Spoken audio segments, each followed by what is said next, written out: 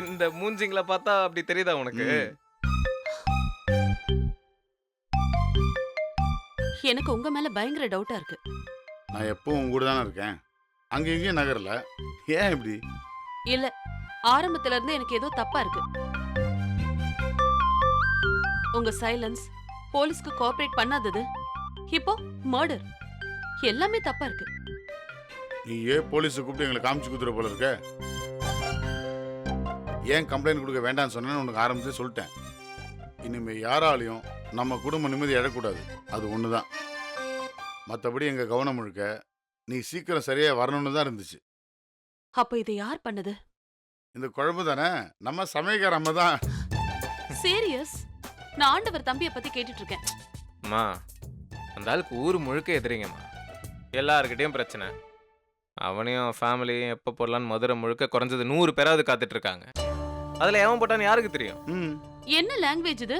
போட்டா அது இதுன்னு எல்லாமே தப்பா இருக்கு. நீ கருப்பு கண்ணாடி போட்டு பார்க்குற, அதான் எல்லாம் கருப்பாக இருக்கு. அந்த கண்ணாடி கழட்டு முதல்ல. அப்படி சொல்லுங்க. அம்மா, ரிலாக்ஸ்டா சாப்பிடு.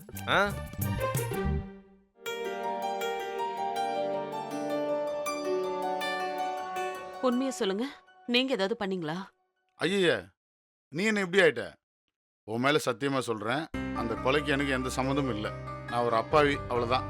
ஆளை விடு.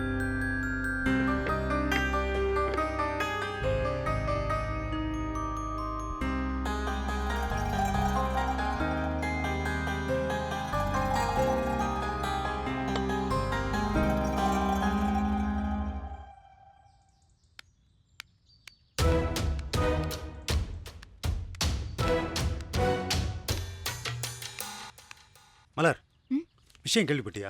என்னென்ன? ஆண்டவரோட தம்பி போயிட்டான். ஐயோ, என்னது? போயிட்டானா? என்னென்ன சொல்ற? ஆமா, கொஞ்ச நேரத்துக்கு முன்னாடி ஆக்சிடென்ட் ஆயிடுச்சான். ஆக்சிடென்ட்டா?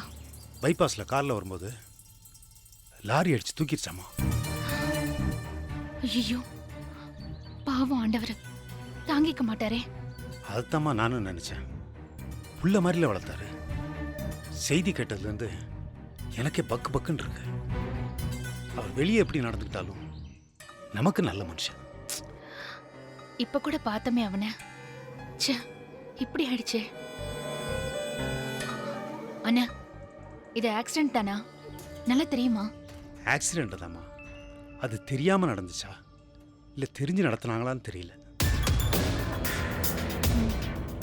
ஏன்னா சம்பந்தமே இல்லாம 4-வேல எதிர்த்த மாதிரி லாரி வர வேண்டிய அவசியம் என்ன இருக்கு?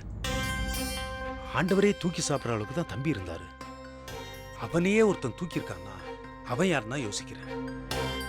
ஆண்டவருக்கு எல்லா பக்கமும் எதிரிங்க தான். அண்ணா, இதை யாரு செஞ்சிருப்பாங்கன்னு எனக்கு தெரியும். யாருமா? வேற யாரு?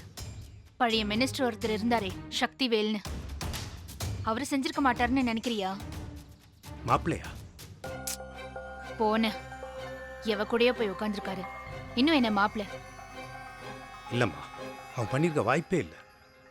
இந்த மாதிரி வேலையெல்லாம் 20 வருஷத்துக்கு முன்னாடி பண்ணியிருப்பான்னு சொல்லு, நம்புவேன். இப்போ அதுக்கெல்லாம் வாய்ப்பு இல்லைம்மா. இல்லைன்னு சும்மா அவரை தெரியாத மாதிரி பேசாத. ரேவதி கொன்னுனா அவர் யாரு என்னன்னுலாம் பார்க்க மாட்டாரு. யாரா இருந்தாலும் கொன்னுடுவாரு. அண்ணா, யோசிச்சு பாரு. ரேவதிக்கு ஆக்சிடென்ட் நடந்து எவ்வளவு நாள் ஆச்சு? இப்பதானே. இந்த அட்டாக் ஒரு பிளான்ட் மர்டர் அப்படின்னு எல்லாருக்குமே தெரியும்.